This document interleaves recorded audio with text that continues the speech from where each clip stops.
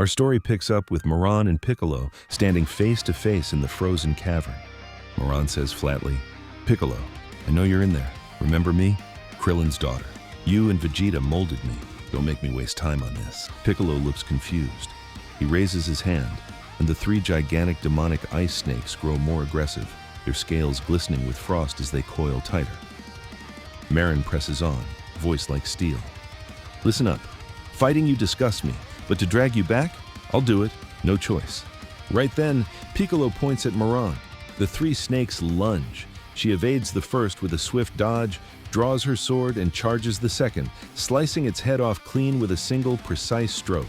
The third rears back, jaws parted wide, and jets of icy fire blast forth in fury. They strike Marron, engulfing her in an enormous cloud of ice vapor that fills the icy cave.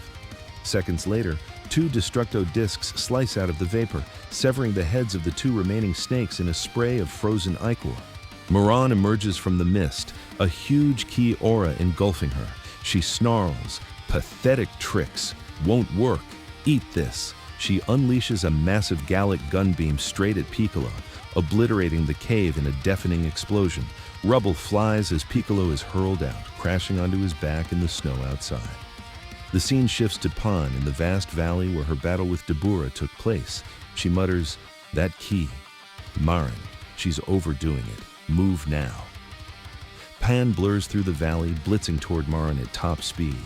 The scene shifts back to Vegeta and Sylvanas, who have made their way to the center of Boa City. They arrive at a towering statue.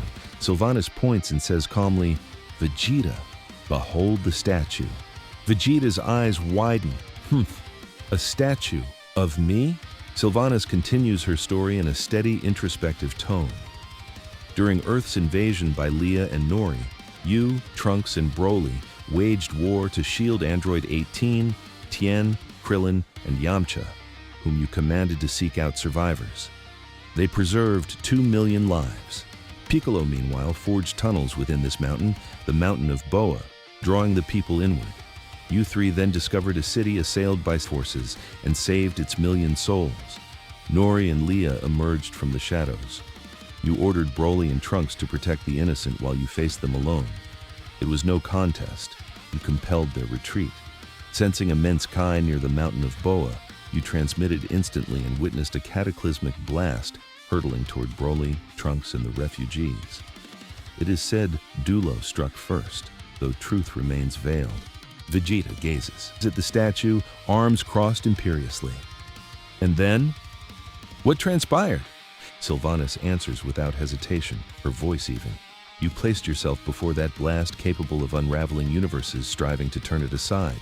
Yet exhaustion from endless battle, compounded by your clash with Nori and Leia, left you diminished. Lacking the strength, you became the shield for all. Millions bore witness as your form dissolved with the energy. 3 years hence, Boa rose, and its people raised this monument to you at the city's heart, the Prince of all humans. Vegeta says, eyes locked on the statue, smirking with pride. Prince of all humans, eh? So the great Vegeta met his end in heroic glory. To them, yes. To us, it is not so simple, Sylvanas answers. Vegeta looks at Sylvanas, brow furrowed in disdain. This Dulo worm, what makes him noteworthy?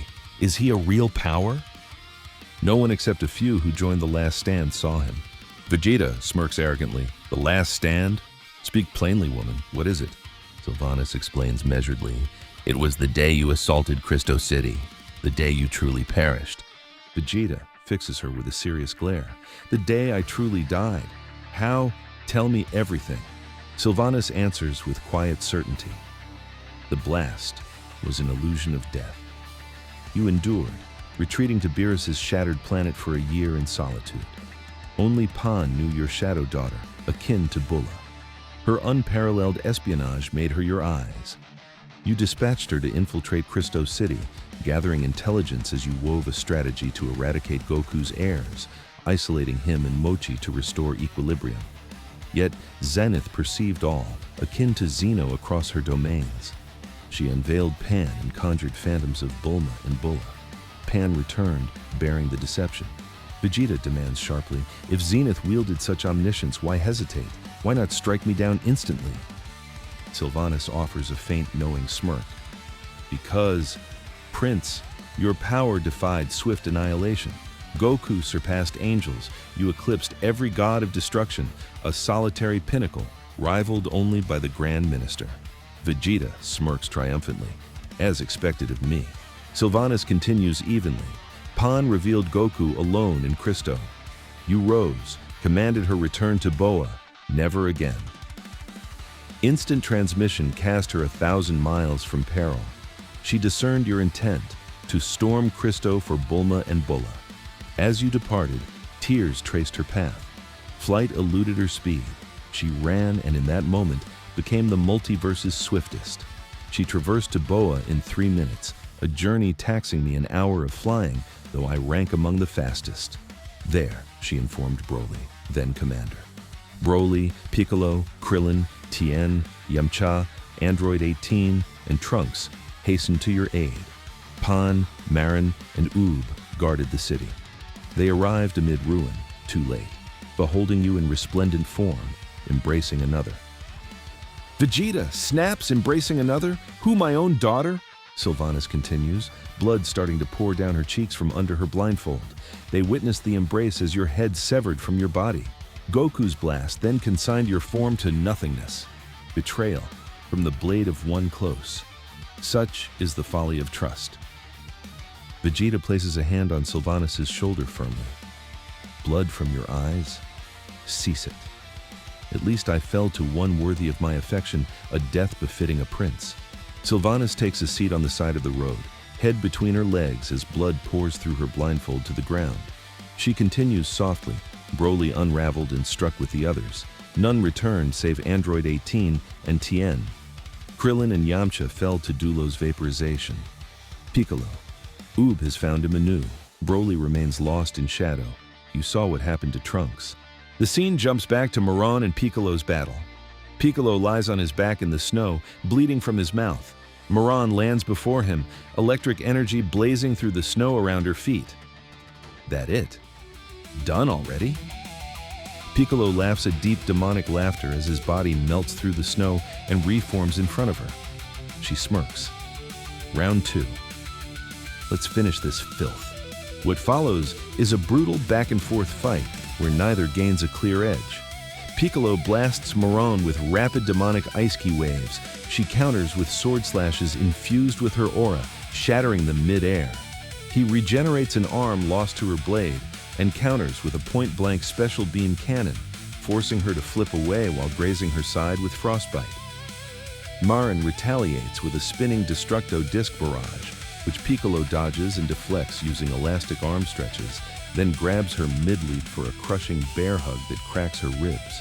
She breaks free with a point-blank Galick Gun to his chest, sending him skidding back through snowdrifts. They trade blows in a whirlwind.